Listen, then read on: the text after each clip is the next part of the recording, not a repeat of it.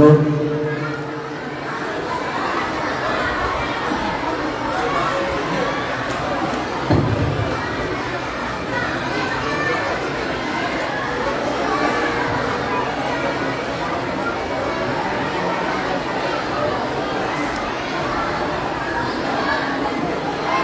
Bismillahirrahmanirrahim. Assalamualaikum warahmatullahi wabarakatuh.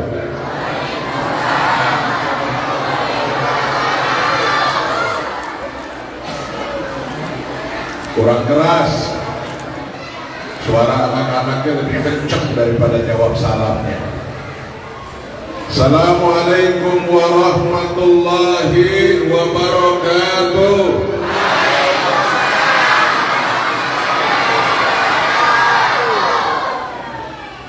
Alhamdulillahi jalla jalaluh. Asyhadu an la ilaha illallah wahdahu la syarika lah. Wa asyhadu anna sayyidana Muhammadan abduhu wa rasuluh.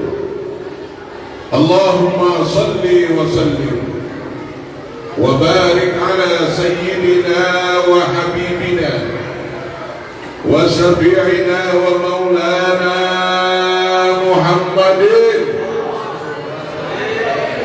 wa maulana Muhammadin ahabbil mahbubat wa asrafil makhluqat wa afdali ahlil ardi was samawat adadal anfasi wal awqat. Amma ba'du, hadratil mukarramin, para alimul ulama, para kiai, para kesepuhan, tokoh-tokoh masyarakat yang dimuliakan Allah Subhanahu wa ta'ala, wabil khusus segenap panitia penyelenggara peringatan dan perayaan daripada Maulid Agung junjungan alam Nabi besar Muhammad sallallahu alaihi wa alihi wasallam, juga segenap pengurus DKM Musalla Al Khairat, ada Ustadz Ahmad Yani, Ustadz Rahmat Topani, Ketua MK Al Khairat Ustadz Ahmad Zulfahmi, dan seluruh dewan guru beserta seluruh jamaah, bapak-bapak, ibu-ibu, anak-anakku sekalian, para pecinta-pecinta baginda Nabi besar Muhammad sallallahu alaihi wa alihi wasallam, yang mudah-mudahan malam hari ini kita semua dimuliakan Allah. Mudah-mudahan kita semua yang hadir di tempat ini insya Allah mendapatkan syafaat dari baginda Nabi besar Muhammad sallallahu alaihi wasallam. Memang kagak ada modal lagi buat kita masuk surga kalau melihat tampang-tampang kita, apalagi orang Kembangan, ya.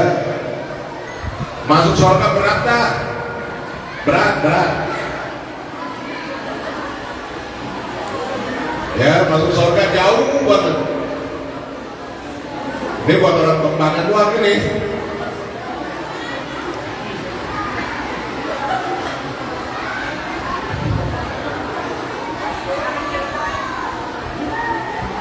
Karena masuk surga jauh banget, berat banget. Pertama, model kita orang nggak usah pakai echo dah. Echo ini dikurangin dikit tuh. Di dalam musola dipakai echo, suaranya kemana-mana nanti.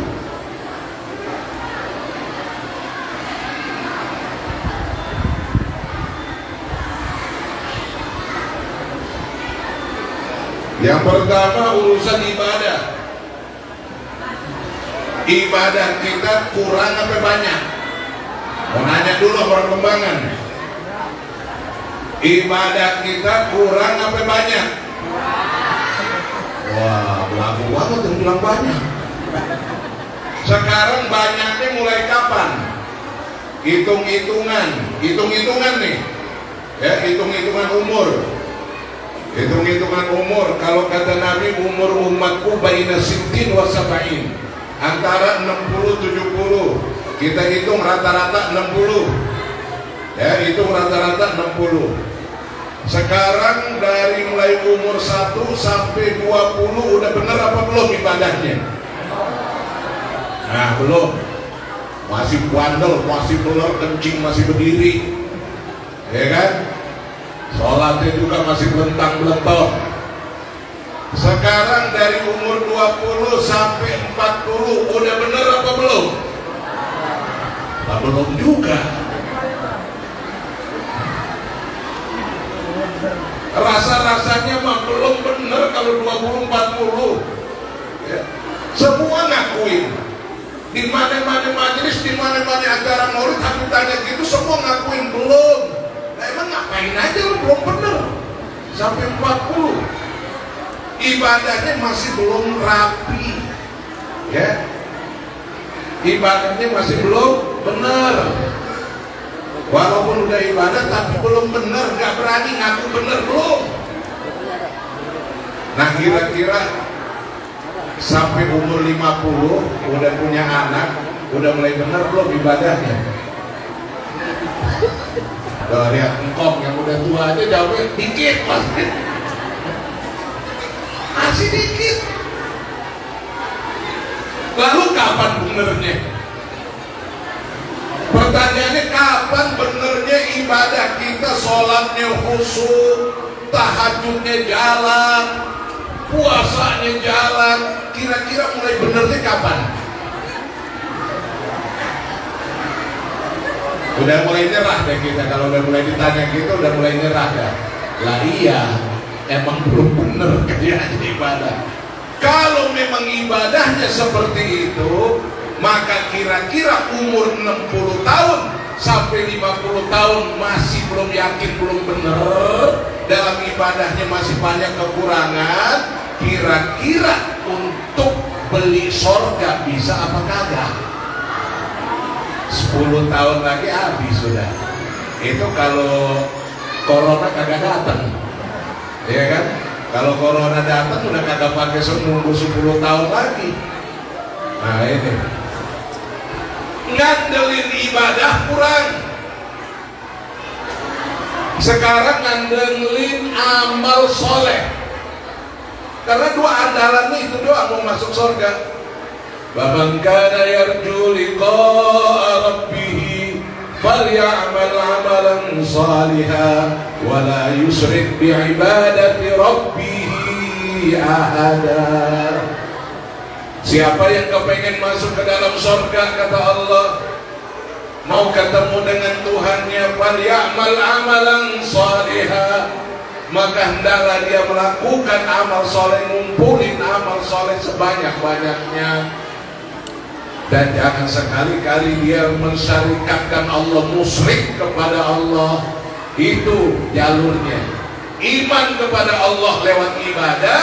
Dan yang kedua, banyakin amal soleh. Nah sekarang ibadah kita kagak yakin, banyak kurangnya daripada benernya.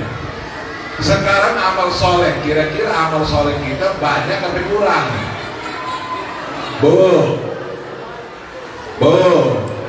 Dengerin apa? Ini habis ini kabur lagi ke Kalimalang, cepet-cepet aja makanya 5 menit lagi nih, kalau kagak didengerin rugi.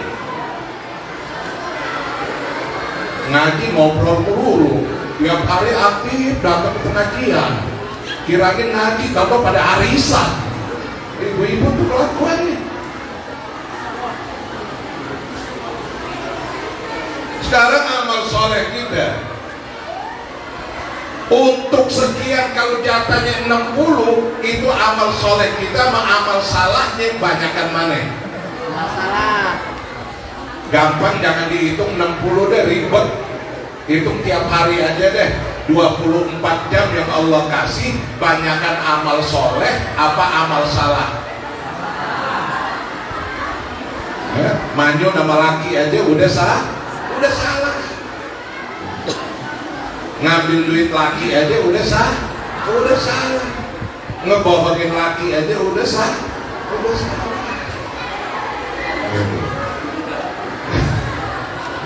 Nih Habib ngomongin kita melulu perempuan lah nengoknya ke sini. Nah kalau gua nengoknya ke sini ya laki yang kita omongin. Nah kira-kira kalau ngebohongin bini salah apa kagak? Ada.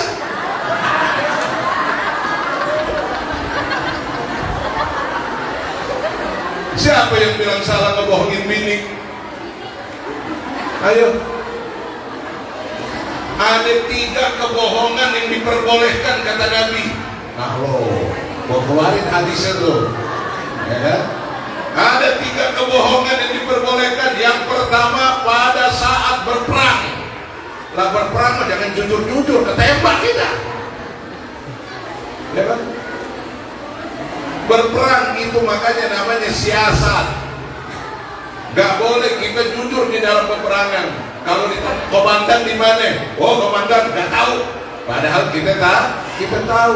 Lah kalau kita jujur tuh komandan di situ di bawah pohon, lah ditembak komandan. Ya. Ini boleh di dalam peperangan. Yang kedua, berbohong yang diperbolehkan untuk mendamaikan orang yang lagi ribut. Orang lagi ribut, tahu masalahnya apa, ya akhirnya ribut antar tetangga sama tetangga. Udah berbulan-bulan kagak ngomong. Akhirnya kita sebagai penengah kita lihat lah tetangga ada di sini gak ngomong sama tetangga ini. Kita datang ke situ dapat salam dari si Fulan, padahal mah kagak. Tapi kita bilangin dapat salam. Datang lagi ke sini kita bilangin ente dapat salam dari si Fulan, padahal kagak.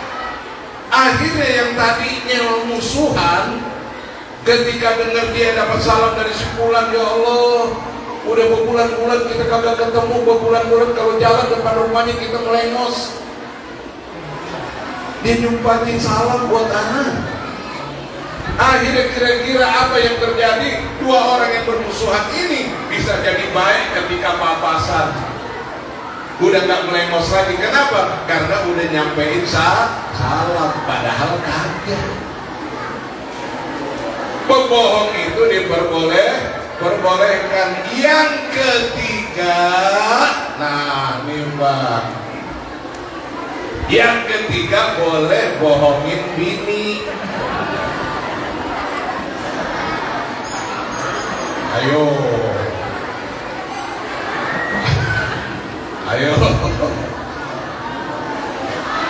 boleh bohongin bini untuk kebaikan rumah tangga. Karena apa? Ciri-ciri wanita-wanita soleha itu demen dibohongin. Nah lo bingung lagi kan? Gimana caranya bohong yang baik untuk istri ini? Seumpama urusan makanan, ada makanan bikin sayur asem, ya rasanya hambar, kurang garam, ya. Ditanya, Bang, gimana sayur asemnya, enak apa kagak? Padahal kalau kagak ada bini, wah rasanya kagak pas banget, hambar banget, gak ada enak-enaknya. Tapi karena kita cinta, kita sayang sama bini, jaga perasaan bini, kita bilang apa? Enak banget. Kagak ada sayur asem yang paling enak seperti buatan lo. Bohong, kagak kenapa-napa. Lagi tidur, ya kan? Sambil usap-usap tuh kepala bini, ya Allah, ya wajah lo glowing banget, gitu kan? Ya kan, glowing banget, ya. Emangnya pakai skincare MS kali ya?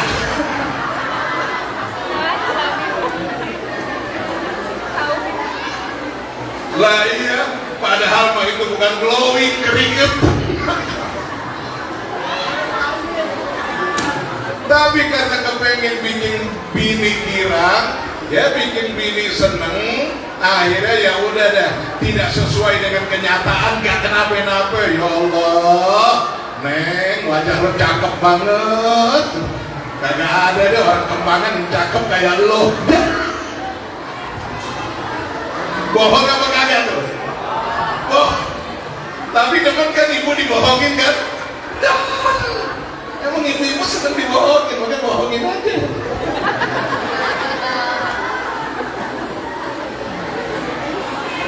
Allah. Nah Bapak Ibu hadirin sekalian yang dimuliakan Allah Subhanahu wa Ta'ala. Ya 3 menit lagi.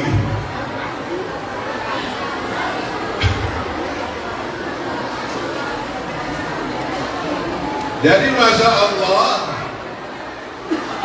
ini Maulid tahun ini yang udah mulai rame di mana-mana. Habib keliling kemana-mana, Habib bilangin bikin Maulid, nggak usah takut, bikin Maulid, ramein tuh majelis-majelis taklim, ramein tuh musola, ramein tuh yang namanya masjid-masjid, bikin tablik akbar di mana-mana. Udah keliling begitu aja tiap hari. Makanya Habib suka kadang-kadang kalau lagi keliling ini aja di musola. Kalau di tablik-tablik akbar mah pakai seragamnya yang warnanya agak coklat, gamisnya yang agak coklat apa ya?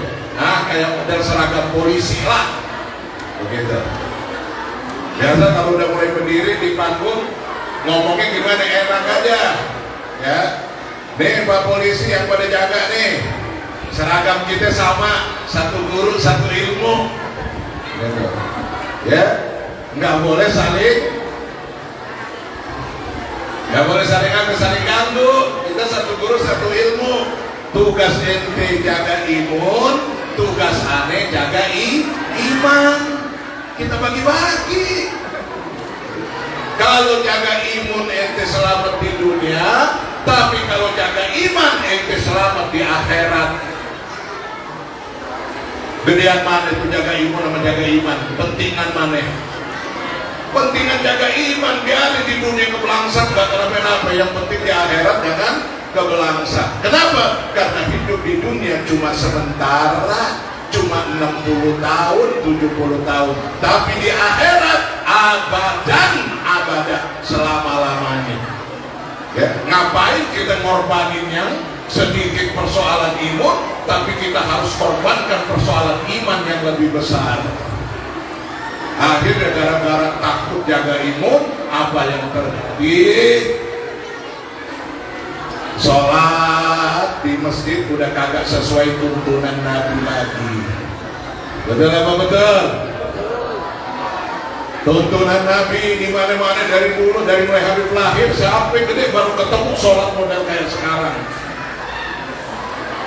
Dulu selalu dibilang istawa'tadilu wastaqimu, safnya diluruskan dan dirapatkan, lurus dan rapat. Dulu waktu ngaji di pondok nanya, Kiai itu dimaksud lurus dan rapat itu gimana? Ya kalau lurus itu supaya kelihatannya enak dipandang, karena sholat itu bagaikan orang sedang berperang, jadi harus betul-betul lurus. Safnya rapat gimana? Oh harus betul-betul rapat. Kenapa mesti dirapetin? Supaya setan kagak dikasih kesempatan untuk ganggu manusia yang lagi ibadah kepada Allah Subhanahu wa Ta'ala.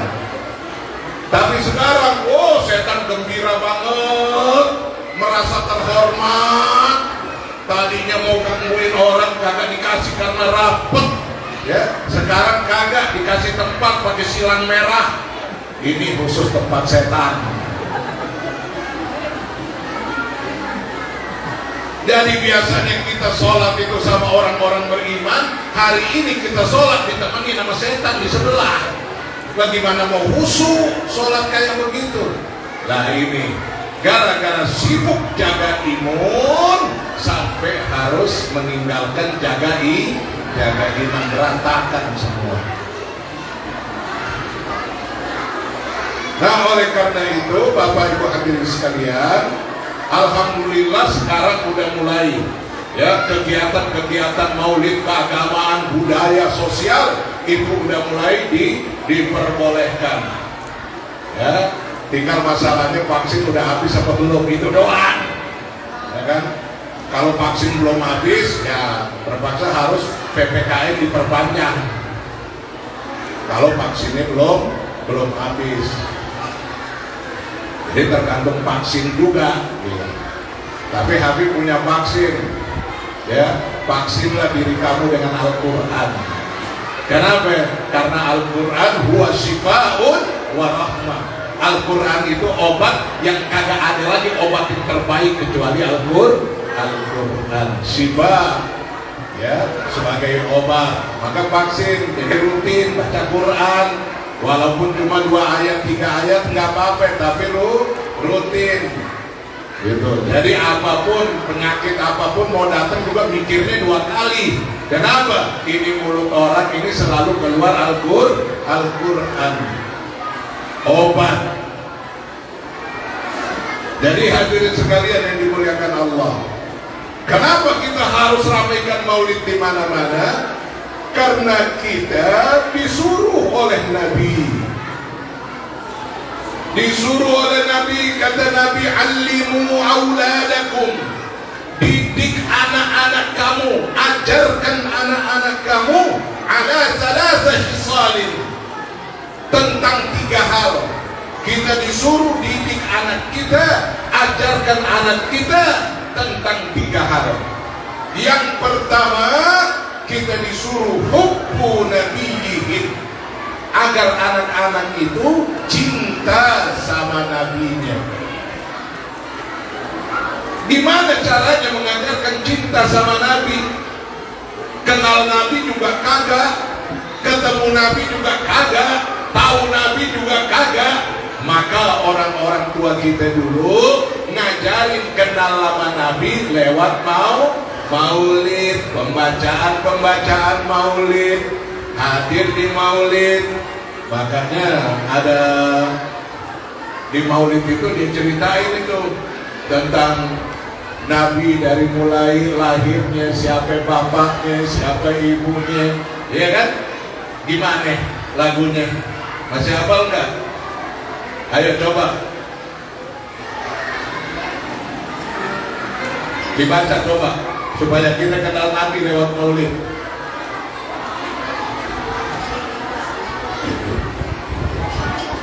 Dengerin. Rohatil adyar tashru bilayali al-mawdi wa balikun nur yabdu bima'ani ahmadi. Rohatil adyar tashru bilayali al-mawdi wa balikun nur يبدو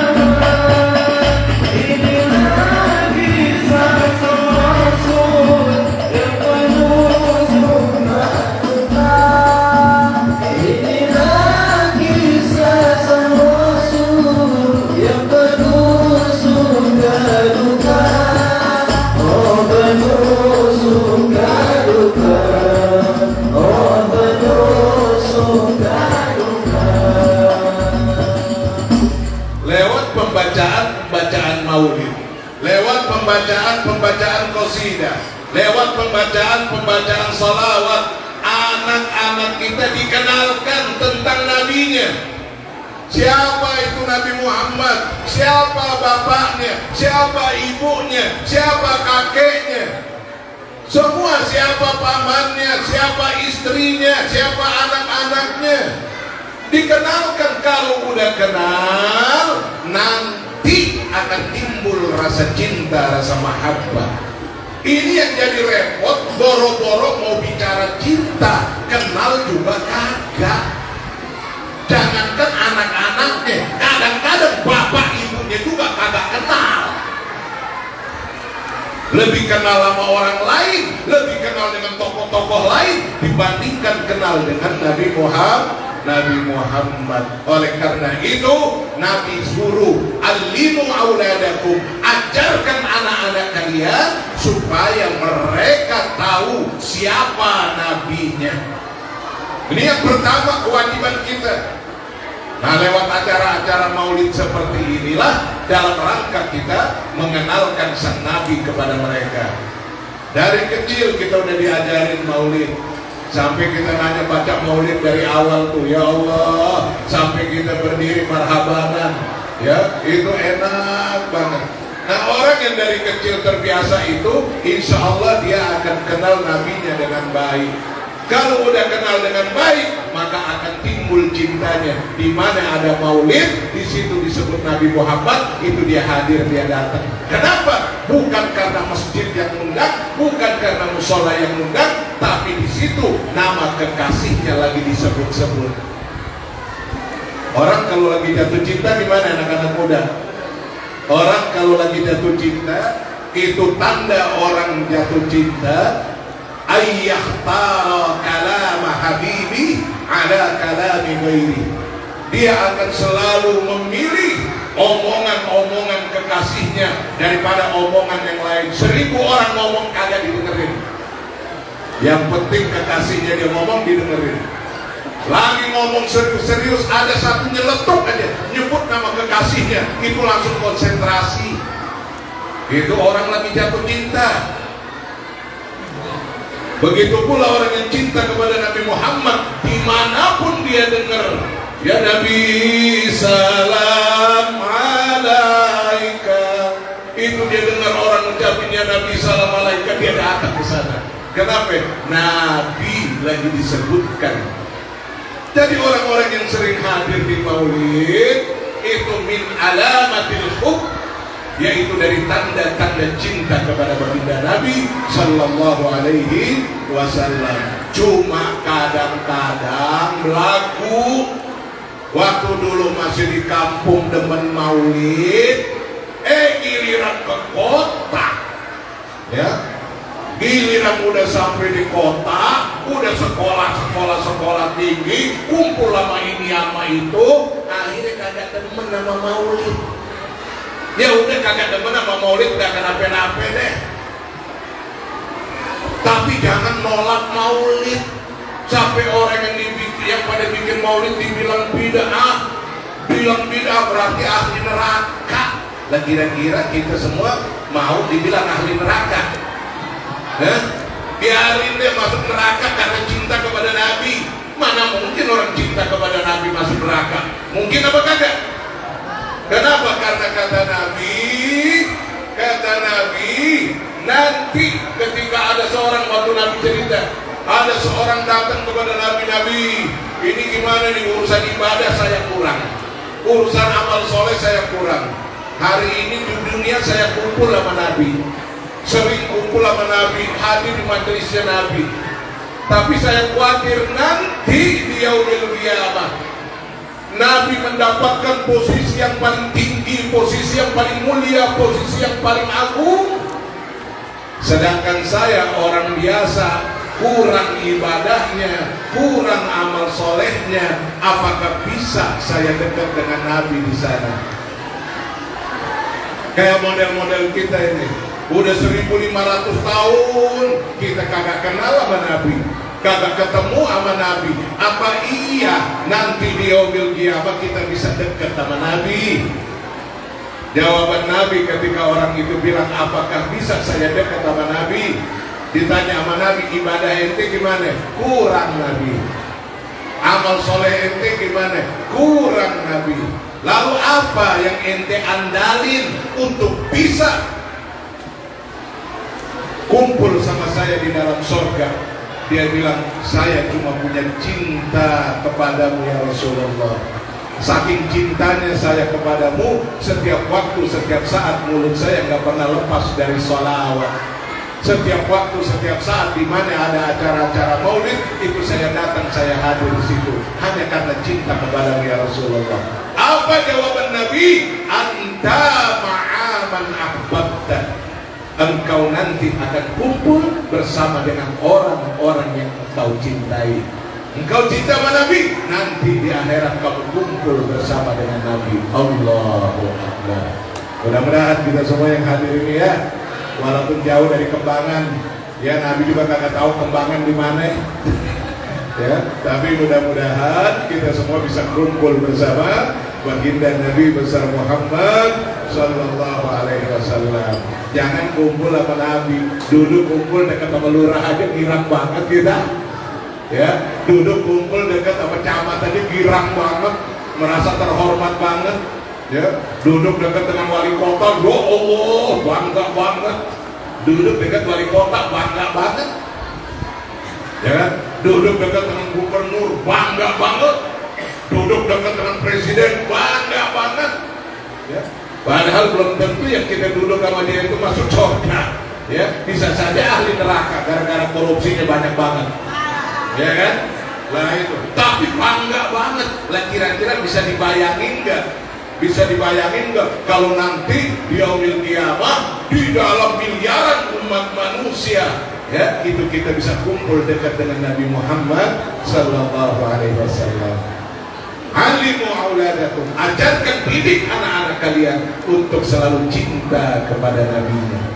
Yang kedua, wahubu ahlu baiti, ajarkan itu anak-anak kalian supaya cinta dengan keluargaku, kata Nabi.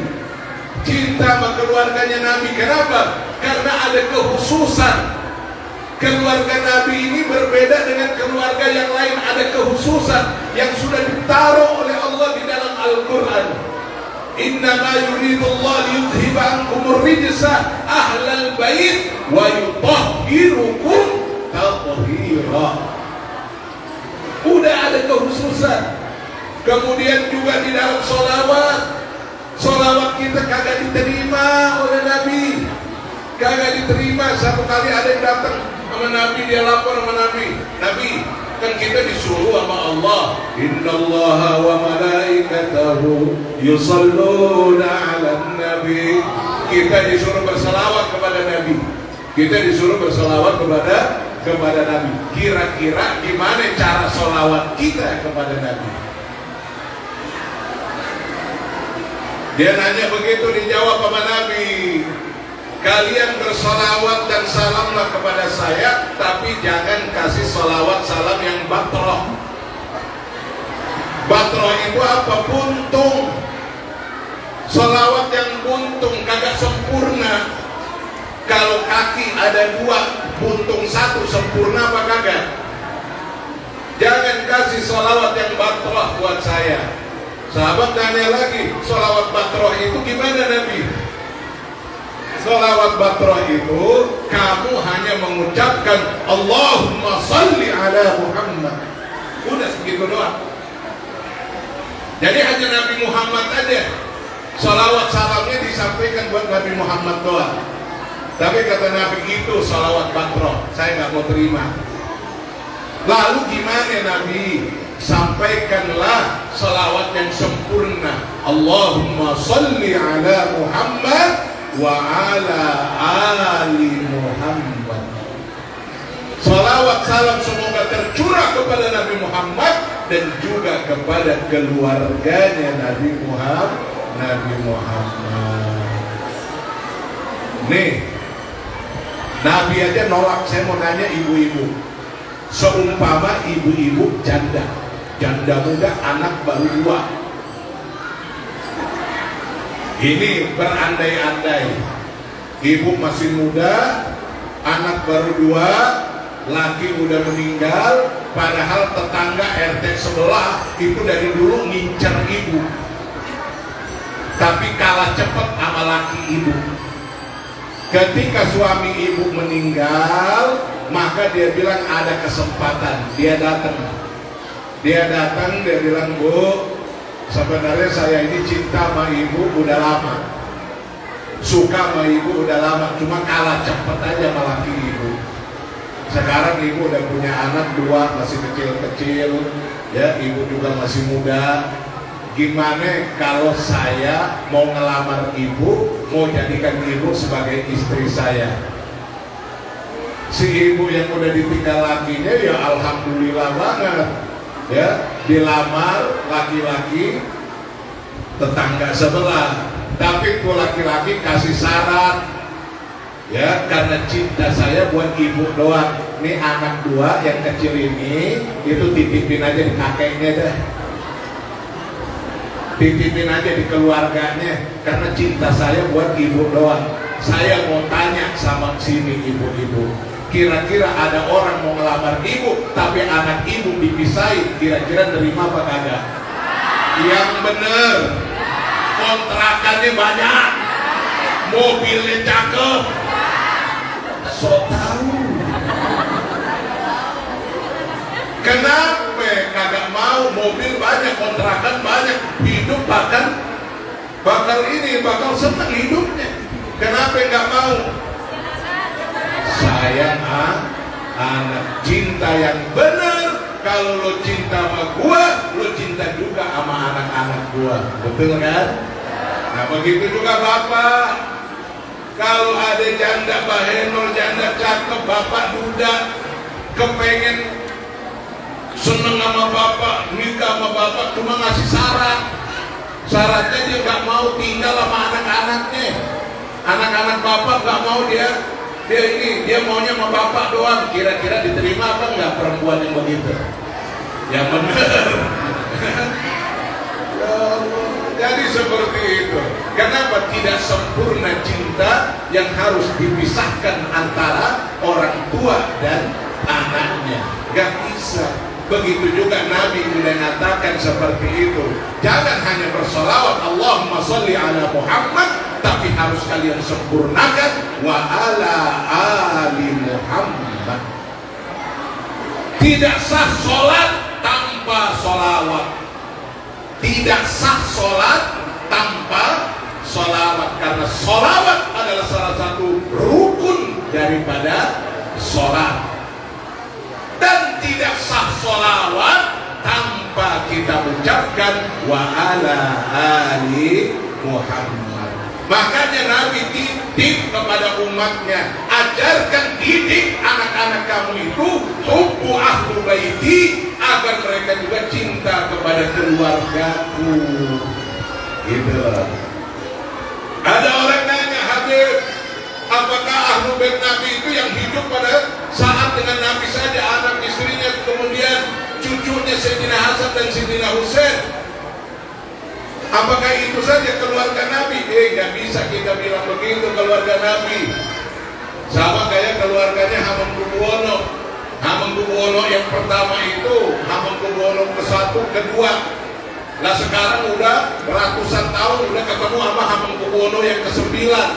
Lah kira-kira itu anak cucunya itu diaku keluarga bukan? Diaku keluarga bukan? Kenapa sama orang lain diaku anak cucunya sebagai keluarga? Kenapa giliran kepada Nabi Muhammad anak-anak cucunya nggak mau diakui? Karena hasad, iri hati, dengki. Orang kagak ada yang kepengen. Kalau bisa disuruh pilih, wah gua kepengen jadi lahir dari anaknya Kapolri, kepengen lo. Gua mau lahir jadi anaknya presiden, kepengen kita. Kita gak ada bisa menentukan kita lahir dari anaknya siapa kagak. Iya kan? Begitu juga keturunan Nabi Muhammad, mereka juga gak nyangka bahwa mereka lahir dari keturunan Nabi Muhammad. Mereka juga gak nyangka. Jadi gimana? Jadi Nabi bilang, kullu sababin wa nasabin yanqati ila yaumil qiyamah. Seluruh nasab keturunan terputus sampai hari kiamat, nggak ada sambungnya lagi. Ya, gampang nanya nih Ustaz, tapi mau nanya nih, bapaknya siapa? Nama ayahnya siapa? Hah? Samsuri bin Ropai bin Hah? Nggak tahu bin Puyeng bin putus. Jadi nggak bisa dipaksain. Bisa aja bapak lihat, oh ada silsilah Habib tuh, kita fotokopi yuk, dan kita nyambungin begitu. Kita nyambungin, bin ini, oh gue juga Habib. Oh, akhirnya banyak lahir Habib palsu. Ya, kepengen jadi Habib semua. Nah kan kagak bisa. Itu kan namanya orang nyelonjong. Lah kalau dia ngaku bukan keturunan Nabi, tapi dia ngaku keturunan Nabi, lah itu kan sama aja dia nggak ngakuin bapaknya sama kakeknya, betul? Nyelonjong apa kagak? Bapaknya aja kagak diakuin, kakeknya aja kagak diakuin, malah dia nyanterin ke kakek orang. Lah kan nyelonjong nih orang, betul? Jadi nggak bisa, udah ditetapkan oleh Allah, udah ditetapkan oleh Nabi, semua nasab dan keturunan terputus, illa sababi wa nasabi, kecuali nasab keturunanku tidak akan terputus sampai hari kiamat. Itu udah jaminan. Jadi gampang. Kalau kita mau ngecek ini orang ini dzurriyyah Nabi atau bukan, gampang. Kita tanya aja bin ini berapa? Nggak nyambung udah. Kayak kemarin di Banjar ada, wah pakai ininya, masya Allah, jenggotnya, masya Allah. Dia ngaku kemana-mana ngakunya Habib, ditanya silsilahnya yang keberapa? 19 katanya sampai Nabi. Lah 19, Nabi 1500 tahun. 1500 tahun dibagi 19 berapa? Berarti satu orang kira-kira umurnya 300 tahunan. Lah apa masuk akal? Jadi nyamber aja, hanya kepengen supaya ya bisa diaku Habibnya, tapi jangan begitu dong. Itu kepengen diaku dari keturunan Nabi, tapi sama aja dia membuang bapaknya, dia membuang ibunya sendiri, membuang kakek buyutnya sendiri. Gak boleh. Makanya Nabi katakan mal'un, dilaknat orang-orang yang mengakui bapaknya yang bukan bapaknya. Oh, dari pantek sama Nabi udah. Jadi kalau andai kata ada orang-orang yang sengaja ya ngajak kita, udah itu apaan, nggak ada tuh Habib, ya kita udah nggak usah. Habib udah kagak ada, keturunan Nabi udah habis, sudah putus. Lah ini sama kayak orang-orang Yahudi dulu. Orang-orang Yahudi dulu zaman Nabi begitu. Semua keturunan Nabi udah putus, udah gak ada lagi. Orang-orang munafik dulu begitu juga, orang-orang kafir dulu begitu. Akhirnya Allah turunin ayat, inna a'tainakal kausar fasalli li rabbika wanhar inna syani'aka huwal abtar. Mereka yang memutuskan itu yang bakal diputus oleh Allah Subhanahu wa ta'ala. Ajarkan itu, ya, ajarkan itu. Kita bukan cinta sama Habibnya, tapi karena dia adalah kakeknya yang kita cintai. Tadi kayak ibu-ibu, kalau lo cinta sama gua, cinta juga sama anak-anak gua. Jangan batrah untuk cintanya. Ya. Itu yang kedua. Yang ketiga, yang terakhir kata Nabi, ajarkan anak-anakmu, didik anak-anakmu hubbu qiraatil Quran, supaya mereka cinta untuk baca Quran. Berarti kalau disuruh ajarkan anak-anak kita, berarti dari kecil itu anak-anak kita diajarin supaya udah bisa baca Quran. Kalau kagak diajarin, khawatir sampai gede kayak sekarang udah pewok banyak, jenggot banyak, giliran disuruh baca Quran kagak bisa. Betul apa betul? Yang salah siapa? Yang salah siapa kalau udah tua kayak begini-begini nih terus kagak bisa baca Quran? Yang salah siapa? Bapak ibunya yang salah. Bapak ibunya yang salah. Ya udahlah, biarin deh. Mungkin orang tua saya dulu tinggal di kampung, kagak ada guru ngaji, kagak ada ini. Ya udah terlanjur dah. Tapi mudah-mudahan saya sekarang anak-anak saya jangan buta huruf lagi kayak saya. Begitu harusnya. Supaya nanti di hari kiamat anak-anak kita yang hafal-hafal Quran ini, yang pada baca Quran bisa meletakkan mahkota ya di atas kepala-kepala kita orang tuanya yang kagak bisa baca Quran, tapi karena didikan dia, ajaran dia, akhirnya anak-anak bisa baca Quran. Kalau kagak bisa, kita kagak bisa ngajarin baca Quran, kita panggil guru supaya ajarin, belajar dari sekeluarga. Jangan sampai kagak sama sekali, udah kagak bisa baca Quran, manggil guru kagak. Anak-anak juga kagak ada satupun yang dimasukin ke sekolah agama, ke madrasah. Akhirnya sampai gede itu anak kagak bisa sama sekali baca Quran. Malu sebagai orang Islam tapi kagak bisa baca Quran. Malu di hadapan Nabi. Kenapa? Karena perintah pertama kali yang turun kepada Nabi Muhammad adalah perintah Iqra, baca. Kenapa Nabi disuruh untuk baca, tapi kita umatnya kagak bisa baca. Baca itu Quran sebagai way of life, yang pedoman hidup kita itu Al-Quran.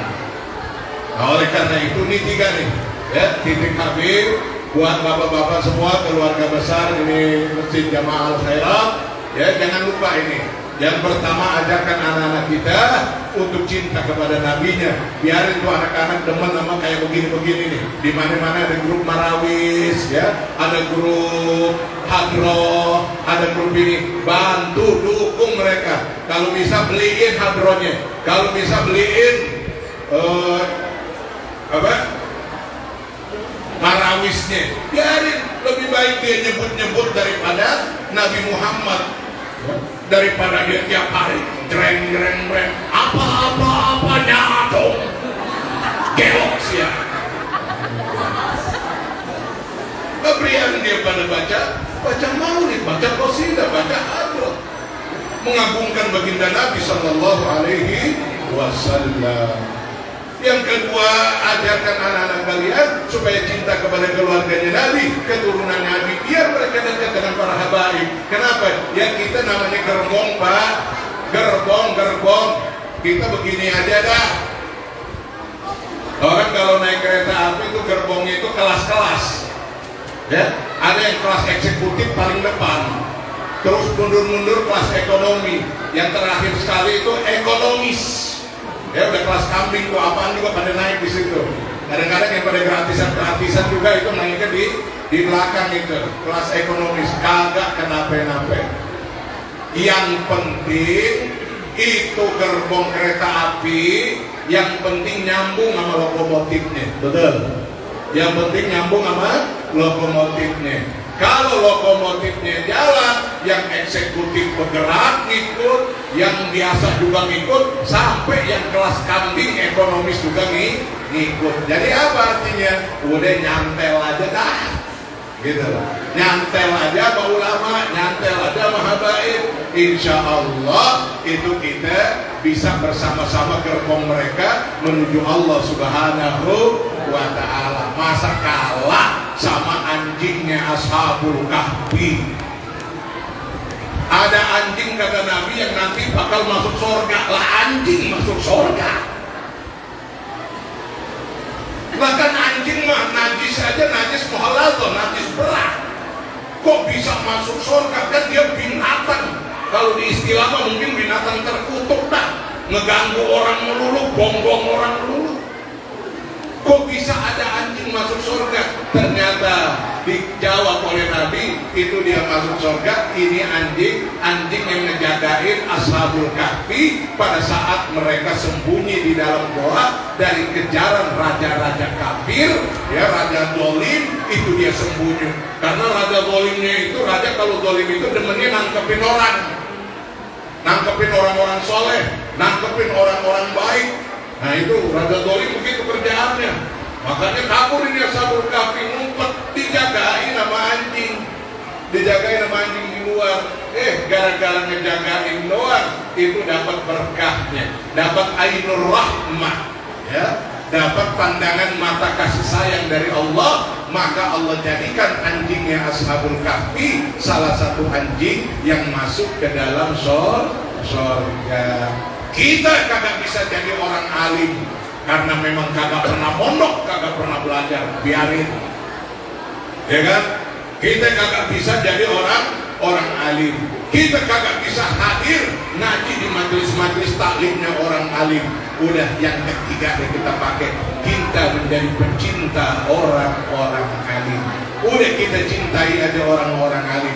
Jangan sekali-kali kita musuhi orang-orang alim. Jangan musuhi orang-orang soleh. Jangan kagak demen sama orang-orang soleh. Kenapa? Bakal kebelangsak kita. Ya, jangan kalah. Ini modalnya cuma satu, anjingnya Ashabul Kahfi. Karena cinta doang sama orang-orang soleh, akhirnya Allah masukkan dia menjadi salah satu binatang yang ada di dalam surga.